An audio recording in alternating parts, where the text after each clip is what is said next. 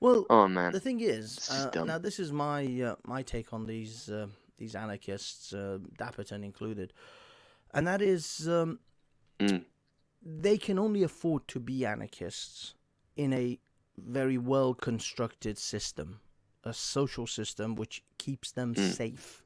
Because if these anarchists truly get what mm. they want, have you ever seen the film The Purge? No, Yeah, but if you've seen it, you know what I'm talking about. The Purge is yeah, yeah, basically yeah, yeah. for those who may be listening who don't know what it is. It's a film about the United States in some um, not a post-apocalyptic, but a sort of despotic future. It's a Future. It's it's a dystopia. dystopia, exactly. In a Sort of. dystopian, It is a sort of dystopia, not quite a dystopia, yeah, but it's sort of a you dystopian know, type of future, where one night of the week, a year, no laws, all the laws weak Jesus. are yeah, anything is permissible. There is no law against Yeah. anything. You can commit anything you want, any kind of crime. Everything is legal. And basically, what Mm, happens is people go and kill each other. They are just slaughtering each mm. other in the streets, in all different And ways. this is And what would happen.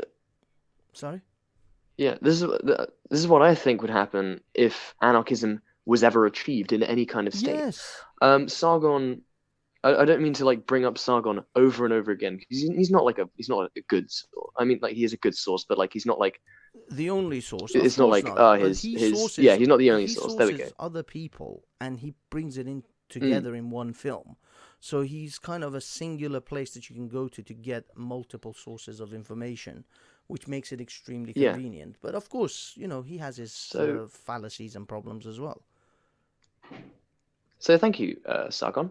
But the thing is that he brought up the thing about Brazil, where the police were going on strike, and basically because there's no one keeping the law, Yeah, like it just went ape shit. exactly. Same thing happened in Cairo. I'm not sure if you on the news there was a while ago, Cairo and the whole of Egypt went through like this kind of revolutionary kind of phase, and then kind of slowed down a bit. And because my aunt lives in Cairo, she gives us all like the heads up and all that. And turns out like seeing as there's no police, I remember one time she said she went out one time, got mugged in the morning, came back, got another purse with like a bit more money in it. Went back out, went shopping, came back and got mugged again apparently in like the same day or something There you go. stupid like that. There you go. Yeah, of Because course. there's no police. And because of it, no one's making like because like the state and whatnot doesn't fucking exist. Mm-hmm. Neither does an economy. So therefore, neither does no one's making any money. The currency is going right up. No one can afford anything. She has to feed her cats like Yes. I don't know. Well, whatever scraps they can find. Apparently, the tourists, like the tourist industry, was really big, but because revolutionary phase, no one's going there anymore. Mm-hmm. It turns out that like the camels and shit are like starving to death. It's just like what the fuck. Yeah. There you go. Just anarchism doesn't fucking work. It's just Well, simple. this is what I'm saying. The anarchists can only do what they do and only go out and protest and march and whatever, do the black bloc and whatever the shit that they do, because of the society that sane, rational, clear thinking people built with a system Yeah. of governance and policing and keeping things secure and food and water and shelter. These are privileged people. You go out and you want to live in real anarchy, go and live in Darfur right now. Go and live there. You want to see what anarchy looks like? It looks like that. Go and live in Fallujah. Oh yeah. Back when it was being bombed to the smithereens. Go and live in Mosul. Well, I mean, not so much. I mean, right now, I think if ISIS or Iraqi forces are controlling it, there's some law and order. But what I mean is, go and live in places. Some. Well, there is some degree of law and order, but go and live in places that even places like Mosul right now, who has some degree of law and order, it's still far closer to anarchy than it is, Mm. Belgium or Los Angeles. So go and live in those nations for one day. I promise you. First of all, I don't think most of these people will survive an entire day. Second of all, Mm. they will, if they are not murdered in that 24 to 48 hours, it will be incredibly lucky for them.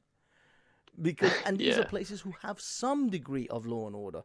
My friend was And Egyptian. even if they're like reporting it back, even if they're just like recording it on the street, like, hey guys, in I don't know, someplace in the Middle East here, they would see you and they'd just be like, no, where's that going? And they'll probably be like fucking kidnapped and like tortured to shit. Yes. Apparently in Cairo, going back the same here, they basically apparently this dead body was just found in the middle of the highway. It turned out what happened was this was like an Italian wannabe reporter, Mm-hmm. and he was just found dead, covered in whatnot, and they covered in like lashes, burns, and they said it was like a car crash, and it was just like, there's no fucking way that's a car crash. There's no fucking way he got run over by a fucking lorry. And my aunt was just like, oh yeah, he was probably tortured to death. They had a bit too much fun and tried to get rid of the body.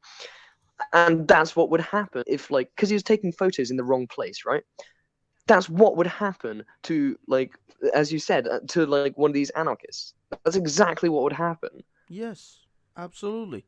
Of course it would. Sorry, I'm just gonna bring up maybe a little, a little vision. This little image. I don't know if you can see it. You probably can't, but I'm for the recording purposes. Oh yeah, I can see it. You can see it. I'm just trying to illustrate. This is the different categories of anarchists, effectively, that are that Sargon was pointing out. Yeah, I'm just trying to get it on there. Oh shoot, it's gone. Hold on. Sorry about that. This thing is kind of difficult to.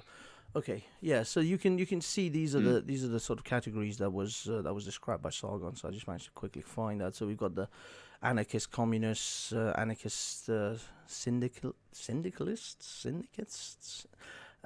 capitalists, primitives. I guess these guys are the ones who want to go back to the caves.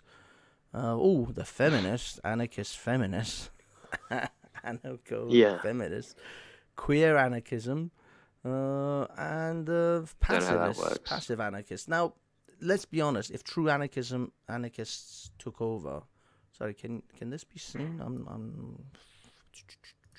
I mean, I can't see it, You but can't. I can't. Damn it. This thing was supposed to be good. just as like a quick game. Out of all these types of anarchism, which would you rather live in? Like as like a quick little skit, like a quick little game. Forced to, let's put it this way, if I was forced to, Yeah. to tell you the truth, Like what's the worst option? the worst one, I think No, sorry. the best option. Sorry. What's the better alternative? Sorry.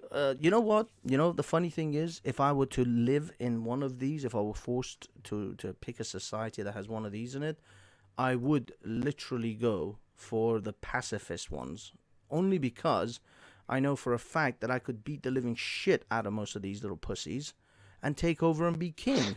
So I could quickly turn that anarchist pacifist society into a dictatorial kingdom, which I would then rule and bring back prima nocta, and that would be Oh hell yeah! and that would be my goal, because all the others Oh man. would be the purge. All the others, without a doubt, would be the purge. There is like nothing short of the purge. It would become this bloodbath. Woods with nothing but our bollocks hanging. Well, you're looking at the survival of the fittest. You're right back in the jungle, effectively. I mean, you'll be right back in the jungle. Survival of the fittest. The ones you can kill, whoever is the most brutal, whoever has the best united group together. Because that's the funny thing. Even though these guys want to be anarchists, very quickly. They can't go their own way. They're gonna have like a Yes. society that's they're just gonna have a more primitive society, Ex- which is not progressive at all. well, it would, But to be yeah. honest, I would probably I'd probably prefer to live in there only because I was quite a fan of the book. I think it's called The White Mountains. Mm, Basically where this nuclear apocalypse is well, it's not actually nuclear, but this apocalypse has happened, yeah. and you got all these people who are just living in this primitive um just place, and they're like normally it just starts off normal, like sheep farming and shit, and it's all like, oh, and there's this weird sign and it says electricity or something, and then there's just like, oh, and then they go to like, it is France, but they don't say it's France, but it is France.